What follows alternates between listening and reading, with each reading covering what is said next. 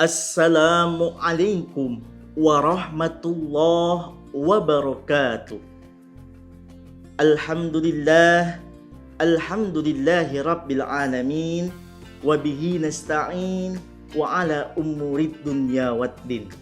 Wassalatu wassalamu ala asrafil anbiya'i wal mursalin, sayyidina wa maulana Muhammad sallallahu alaihi wasallam wa sahbihi ajmain, amma ba'du. Alhamdulillah, bulan Ramadan yang sangat berbahagia ini kita masih diberikan kesehatan, nikmat jasmani maupun rohani. Di dalam kehidupan manusia pasti ada yang namanya masalah. Ada yang pernah berkata ketika Rasulullah SAW pasti mempunyai masalah.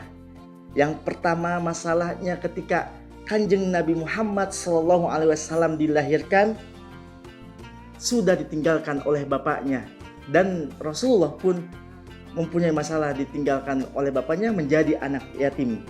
Maka dari itu Rasulullah SAW ketika diangkat sebagai pemimpin, sebagai pemimpin dari umat Islam, itu adalah suatu masalah yang dihadapi oleh Rasulullah SAW.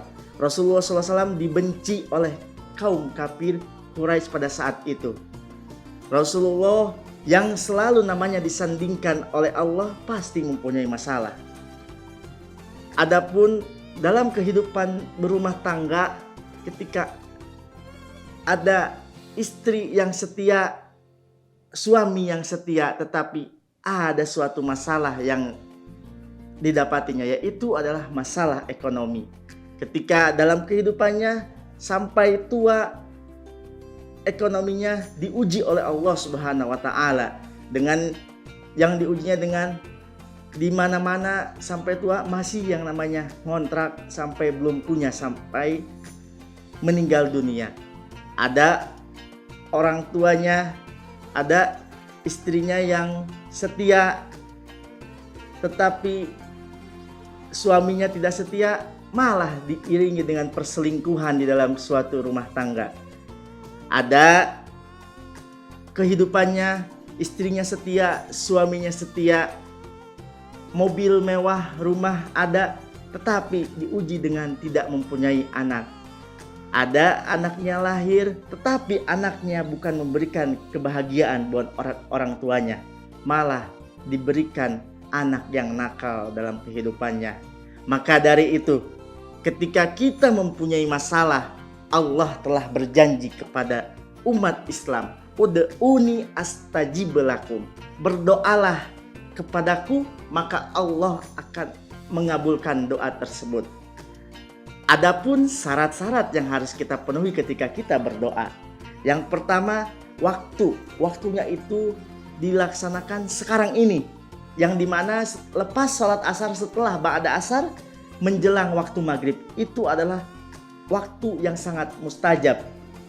Maka dari itu, ketika kita sudah mempunyai kesempatan pada bulan Ramadan yang sangat berkah ini buat kehidupan kita, kita jangan lupa kita berdoa. Masalah kita apa? Kita adukan kepada Allah Subhanahu wa taala. Karena ketika berdoa ada harus beberapa syarat yang harus ditentukan. Yang pertama, pakaian yang digunakan harus suci, baik dari suci yang fisik yang terlihat ataupun dari prosesnya baju tersebut dihasilkan dari mana.